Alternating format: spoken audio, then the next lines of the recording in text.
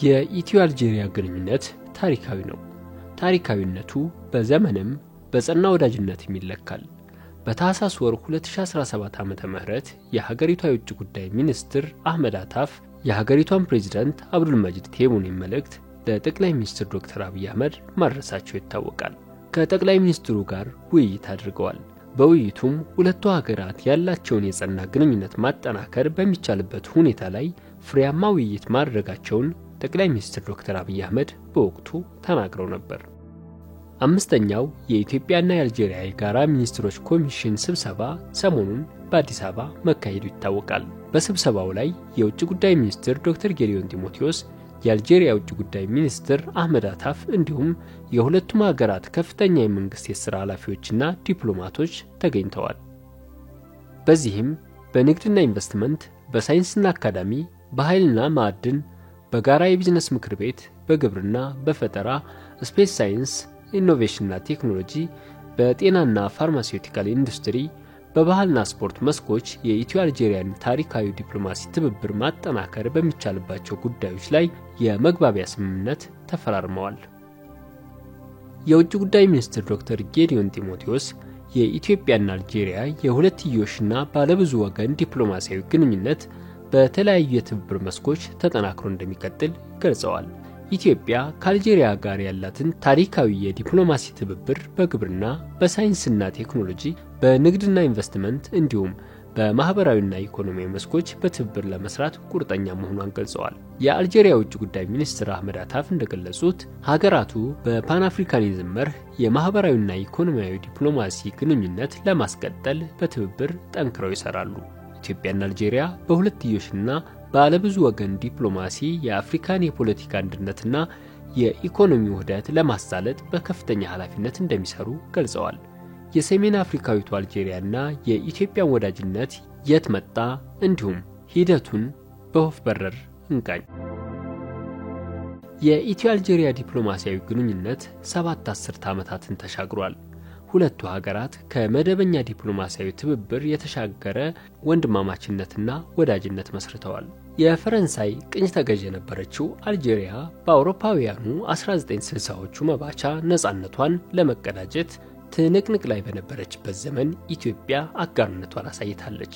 ይህን ደግሞ በኢትዮጵያ የአልጄሪያ አምባሳደር የነበሩት ኤልሃምዲ ሳላህ አልጄሪያ የኢትዮጵያ ውለታ አትረሳውም ሲሉ በአውሮፓውያኑ 2022 ከኢዚያ ጋር በነበራቸው ቆይታ ገልጸው ነበር። አልጄሪያ በአውሮፓውያኑ በ1962 ነበር ከፈረንሳይ ቅኝ ግዛት ነፃነቷን ያረጋገጠችው። ከዚህ ዘመን ጀምሮ ሁለቱ ሀገራት ወዳጅነታቸውን መሰረቱ። የአፍሪካ አንድነት ድርጅት እንዲመሰረትና የፓን አፍሪካኒዝም እንዲያብብ ንቅናቄ አድርገዋል። በ1960ዎቹ መጨረሻም ይፋዊ ዲፕሎማሲያዊ ግንኙነታቸውን በይፋ ጀመሩ። አልጄሪያ የቀድሞ የአፍሪካ አንድነት ድርጅት የአሁኑ የአፍሪካ ህብረት መገኛ በሆነችው ኢትዮጵያ ኤምባሲዋን እንደ አውሮፓውያን አቆጣጠር በ1976 ከፈተች። ኢትዮጵያም በ2016 ኤምባሲዋን በአልጀርስ ከፍታለች። ሁለቱ ሀገራት በአውሮፓውያኑ 2014 በግብርና፣ ኢንዱስትሪ፣ ንግድ፣ ባህልና በተለያዩ መስኮች ያላቸውን ትብብር ለማጠናከር የሚያስችል የጋራ ኮሚቴ ፈጥረዋል። ሁለቱ ሀገራት በንግድ ኢንቨስትመንት ጥበቃና ማስተዋወቅ እንዲሁም ተደራራቢ ታክስ ማስቀረትን ጨምሮ ከ20 በላይ የትብብር መስኮች በጋራ ለመስራት ስምምነት ተፈራርመዋል። ከሁለትዮሽ ባሻገርም ቀጠናዊ፣ አህጉራዊና ዓለም አቀፍ የትብብር መስኮች ያላቸውን ትብብር የማጠናከር ፍላጎት አላቸው። ፕሬዝዳንት ታዬ አጽቀሥላሴ የውጭ ጉዳይ ሚኒስትር በነበሩበት ወቅት በመስከረም ወር 2017 ዓመተ ምህረት በኒውዮርክ በተካሄደው 79ኛው የተባበሩት መንግስታት ድርጅት ጠቅላላ ጉባኤ ጎን ለጎን ከአልጄሪያ የውጭ ጉዳይ ሚኒስትር ጋር መወያየታቸው ይታወቃል። በዚህ ውይይት ኢትዮጵያና አልጄሪያ በአፍሪካ ቀንድ ዘላቂ ሰላምና መረጋጋት እንዲሰፍን አልፎም በዓለም የሰላምና ደህንነት ጉዳዮች ላይ ያላቸውን ትብብር ለማጠናከር ከስምምነት ላይ መድረሳቸው ይታወሳል። አልጄሪያ የአፍሪካ ህብረት የሰላምና የጸጥታ ምክር ቤት ከአውሮፓውያኑ ጃንዋሪ 2024 ጀምሮ የተመድ የጸጥታው ምክር ቤት ተለዋጭ አባል ሆና በመስራት ላይ ትገኛለች። ይህም ሁለቱ ሀገራት በባለብዝሃ ወገን የዲፕሎማሲ መድረክ ያላቸውን ትብብር ይበልጥ የሚያጎለብት ነው።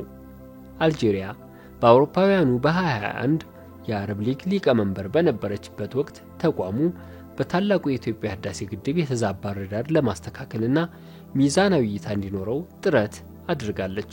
የኢትዮ አልጄሪያ የሁለትዮሽ ትብብር የሚያጠናክሩ የጉብኝት ልውውጦችና ውይይቶች እያደጉ መጥተዋል።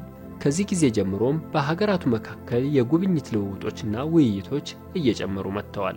ለአብነትም በአውሮፓውያኑ በ2021 የያኔው የአልጄሪያ የውጭ ጉዳይ ሚኒስትር ራምታኔ ላማምራ በኢትዮጵያ ይፋዊ የሥራ ጉብኝት አድርገው ነበር። የሁለትዮሽ ትብብር ማጠናከር በሚያስችሉ ጉዳዮች ላይ መምከራቸውም አይዘነጋም። የውጭ ጉዳይ ሚኒስትር ዶክተር ጌዲዮን ጢሞቴዎስ ደግሞ በሩሲያ ሶቺ በጥቅምት ወር 2017 ዓ.ም ከተካሄደው የመጀመሪያው የአፍሪካ ሩሲያ የትብብር ፎረም የሚኒስትሮች ስብሰባ ጎን ለጎን ከአልጄሪያው የውጭ ጉዳይ ሚኒስትር አህመድ አታፍ ጋር መምከራቸው ይታወሳል።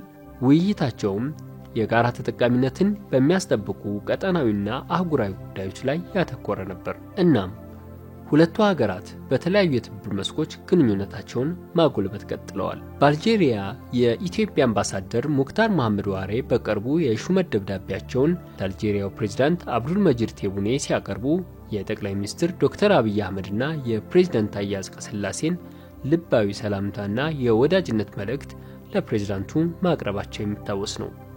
የሚኒስትር አህመድ አታፍ ጉብኝት ስትራቴጂካዊ ጠቀሜታ ያለውና የኢትዮ አልጄሪያ ሁለትዮሽ ወዳጅነት ወደ ላቀ ደረጃ ለማሳደግ የሚደረገው ጥረት አካል ስለመሆኑ የአልጄሪያ ዜና አገልግሎት ዘግቧል። የውጭ ጉዳይ ሚኒስትር አህመድ አታፍ ከውጭ ጉዳይ ሚኒስትር ዶክተር ጌዲዮን ጢሞቴዎስ ጋርም ተወያይተዋል። በውይይቱ በሁለትዮሽና አህጉራዊ ጉዳዮች ላይ ያተኮረና ሚኒስትሮቹ በውይይታቸው ሀገራቱ በተለያዩ ዘርፎች ያላቸውን ትስስር በማጠናከርና አዳዲስ የትብብር አድማሶችን በመፈለግ አጋርነታቸውን ለማጎልበት እንደሚሰሩ ገልጸዋል። እናም የኢትዮጵያና አልጄሪያ ግንኙነት ከተለምዷዊ ዲፕሎማሲያዊ ትብብር የተሻገረ ነው። ሁሉን አቀፍ በሆኑ የጋራ ተጠቃሚነትን መሰረት ባደረጉ ትብብር መስኮች እየተወዳጁ ናቸው። የስትራቴጂካዊ አጋርነት ደረጃ እየጎለበተ ይመስላል። የውጭ ጉዳይ ሚኒስትር ዶክተር ጌዲዮን ጢሞቴዎስ የኢትዮ አልጄሪያ ሁለንተናዊ የዲፕሎማሲ ትብብርም ከሀገራቱ ታሪካዊ የወዳጅነት ትስስር የሚቀዳ ተምሳሌታዊ ግንኙነት ነው በሚል ያነሱት ሐሳብ ከሀገራቱ ጠንካራ አጋርነት የመነጨ ነው። የሀገራቱ መጻኢ የትብብር ጊዜ ብሩህና ፍሬያማ እንደሚሆን አያጠራጥርም።